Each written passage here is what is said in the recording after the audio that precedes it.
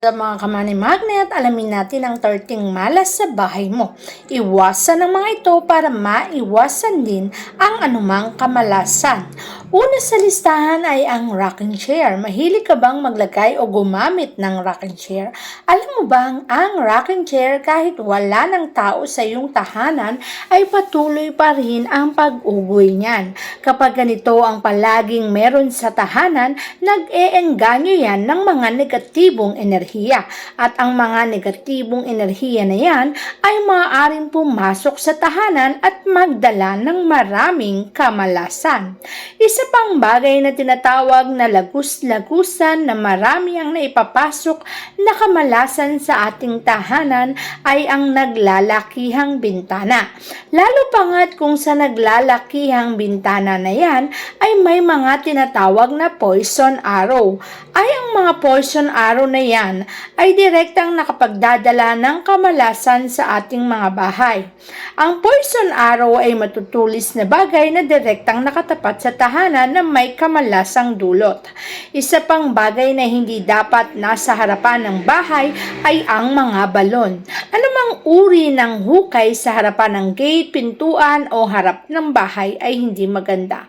Ang hukay kasi sumisimbolo sa death, kamatayan o pagkaubos ng anumang meron sa iyong tahanan. Kaya naman kung ayaw mong masaid o maubusan, mas mainam na iwasan ang mga bagay na may hukay sa harapan ng bahay para maiwasan din ang anumang maidudulot nitong kamalasan.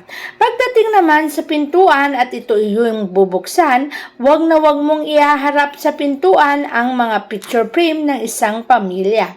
Pagpasok kasi ng mga negatibong enerhiya, direktang tatama sa larawan. Kung sino man ang mga nasa larawan na yan, ay direktang tatamaan ng kamalasan. Paano kung puro negatibong enerhiya ang pumasok sa pintuan?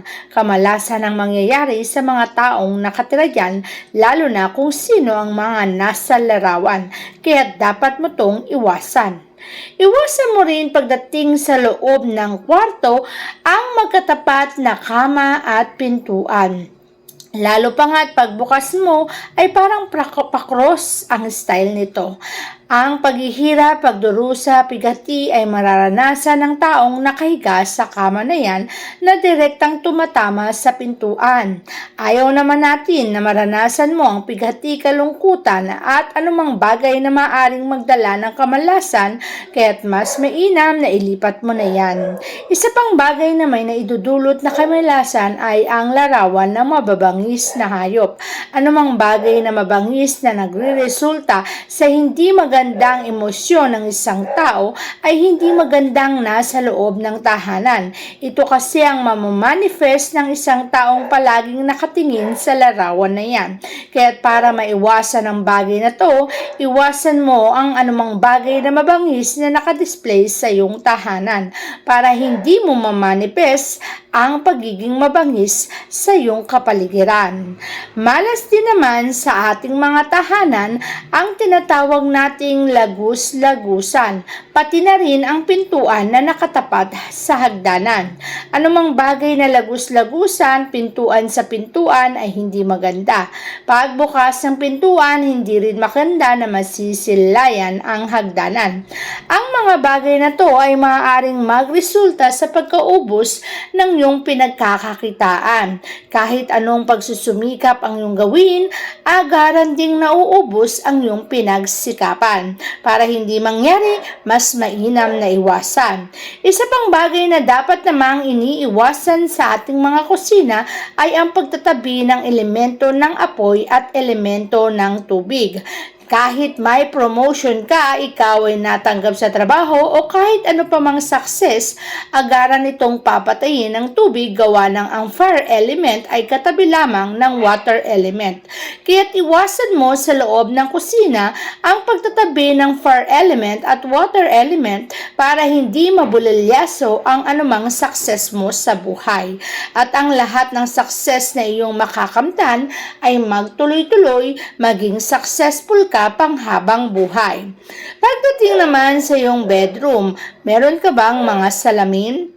Ang bagay na dapat mong iiwasan pagdating sa pagpupwesto ng salamin ay huwag mo itong direktang itatapat sa higaan kung saan nakikita kayong natutulog na mag-asawa. Kapag kasi ang salamin ay direktang nakatapat sa higaan kung saan kayo ay nakikita, mag-iengganyo ito ng pangangalunya o third party. Isa sa inyong mag-asawa ay magkakaroon ng ibang karelasyon.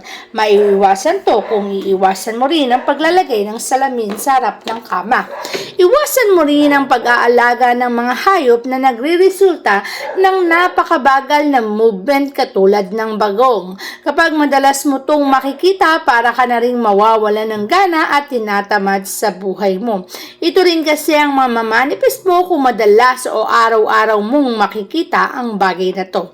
Kung ayaw mong magresulta ang lahat ng success sa buhay sa isang mabagal na proseso, iwasan mo na makita ang pagong niyan sa araw-araw na buhay mo. Pwede ka namang mag-alaga pero huwag mo ipasok sa tahanan, pwede mo itong ilagay sa labas ng bahay para hindi mo laging nakikita.